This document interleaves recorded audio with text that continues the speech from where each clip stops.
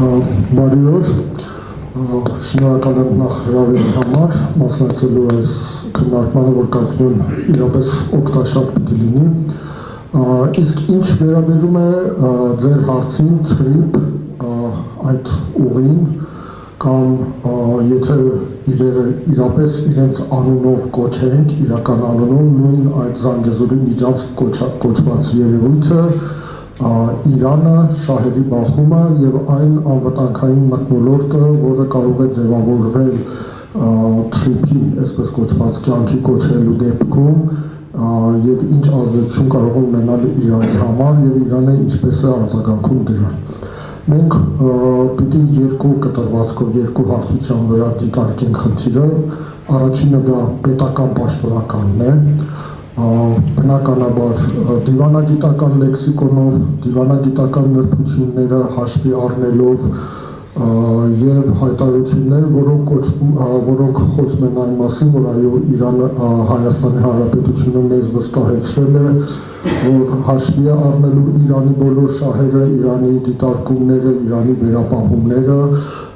և հնարավորինս սա վտանգ չի ներկայացնելու։ Դրանից հետո անմիջապես օրինակ արտգործնախարարության պաշտոնական ներկայացուցիչը Բաղային երբ խոսում է, դրանից հետո անմիջապես ստորակետ բայց ու շարունակությունը դեռևս կան բազմաթիվ խնդիրներ, որոնք պարզաբանման անհրաժեշտություն ունեն, դե բառացի չեմ մեջբերում, միտք բանի դա է ասվում, այսինքն կան մտահոգություններ նաև պետական մակարդակում, իսկ եթե տեղափոխվում ենք վերլուծական փորձագիտական հարթակում, ապա այդ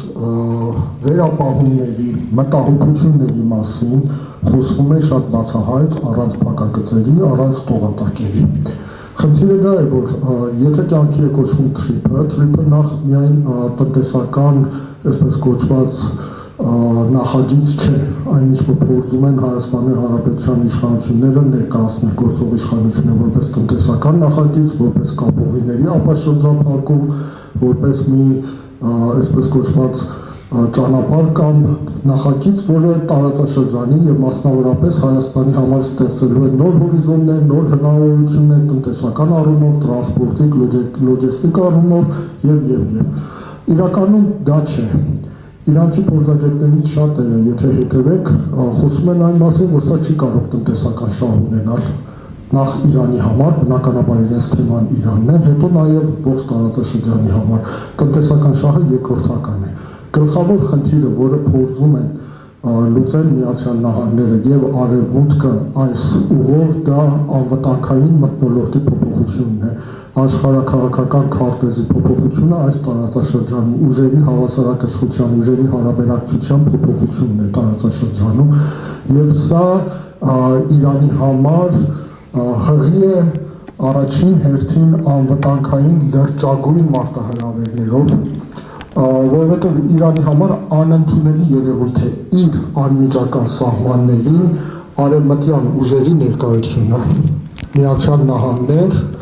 արևմտյան ցանկացած Եվրամիության ցանկացած երկիր, լինի Ֆրանսիան, Գերմանիան, Անգլիան եւ դա նշանակում է բնականաբար ՆԱՏՕ-ի ներկայությունը այս տարածաշրջանում։ Իրանը կորցնելու է մեծ հավանականությամբ եւ մեծ հաշվով կորցնելու է իր այսպես կոչված այդ տարանցիկ բացառիկ նշանակությունը եւ դերակատարությունը, որ ուներ։ Սա նշանակում է, որ իր ազդեցությունը տարածաշրջանային ռազմավարական իրադարձություններում, փոփոխությունների վրա, անվտանգային մթնոլորտի ձևավորման վրա, ուժերի հարաբերակցության ձևավորման վրա կարող է կտրուկ նվազել։ Դրա հետ մեկտեղ այն ինչ որ կա այս ուղու անվտանգությունը ապահովելու, եթե հետևեք գործող իշխանությունների իրանական կողմի հետ հանդիպումներում հավաստիացումներին եւ այն ինչ որ ընդհանրապես հայտարարում են, լինելու է ինչ որ կազմակերպություն, ընկերություն, որը ապահովելու է անվտանգությունը։ Այդպես է կոչվում, այսինքն իրենք հավաստիացնում են, որ ամերիկյան բանակի, այսպես կոչված ռազմազգեստներով զինվորականներ չեն լինելու, բայց բոլորը գիտեն, որ այդ կազմակերպությունները ինչպես են ձևավորվում, ինչ կազմակերպություններ են, որտեղ պետք է գրանցված լինեն, որ կազմակերպությունների հետ են կապված եւ ինչ դերակատարություն ունեն։ Սա նշանակում է, որ բառացիորեն ամերիկյան, արևմտյան եւ նատոական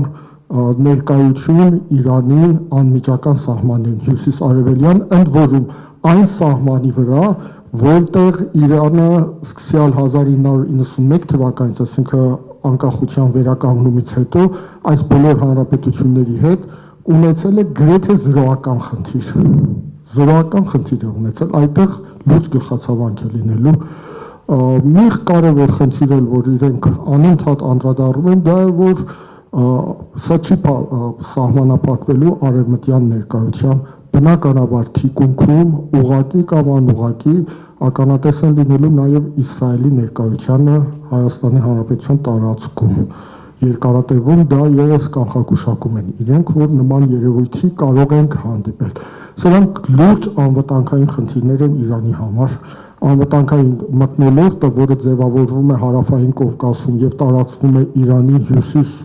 արևմտյան շրջաններում եւ տարածական կարող է դառնալ ողջ Իրանի տարածքի վրա, դա լուրջ խախտում է գրանցվում, բալանսը խախտվում է։ Սա ամենակարևոր խնդիրն է, որը այս րոպեին իրանական փորձագիտական շրջանակները անընդհատ շեշտում են այդ մասին, հատկապես վերջին մեկ ամսում Իրանում տեղի ունեցող իրադարձությունների ֆոնին, երբ ակնհայտ դարձավ, թե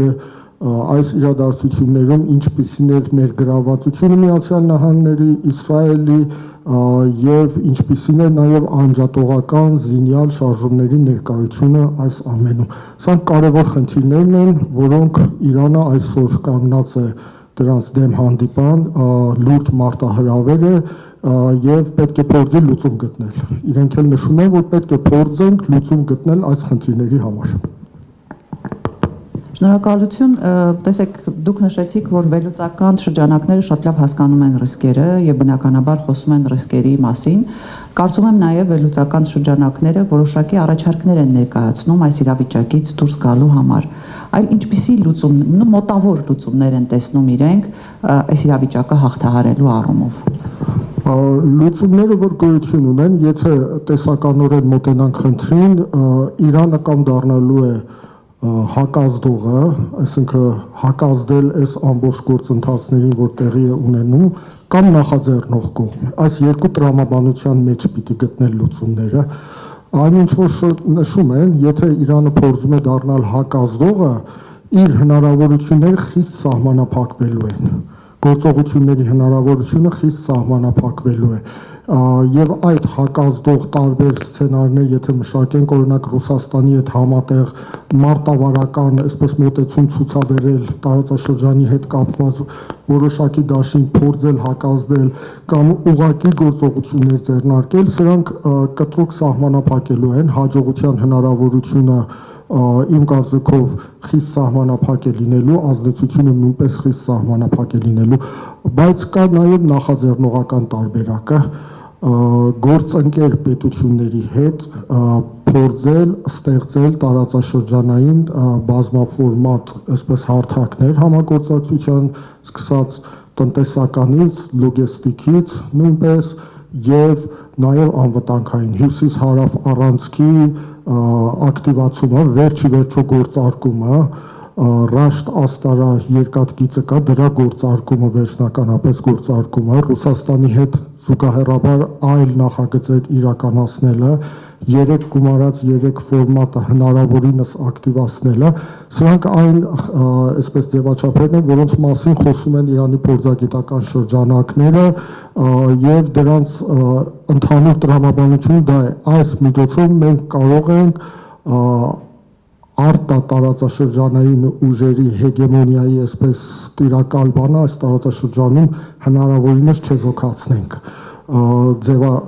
գործընթացները ընթանան տարածաշրջանային համագործակցության շրջանակում, որտեղ իրանք միշտ նշել են մի կարևոր խնդիր տարածաշրջանների համար, թե Մերձավոր Արևելքում, Պարսից ծոցում, Իրաքի հետ կապված, հիմա ինչու՞ չէ նաև Հարավային Կովկասում հստակ բանաձև ունեն։ Տարածաշրջանային խնդիրները պետք է լուծվեն բացառապես տարածաշրջանային տերությունների մասնակցությամբ, ինտեգրմամբ եւ համագործակցությամբ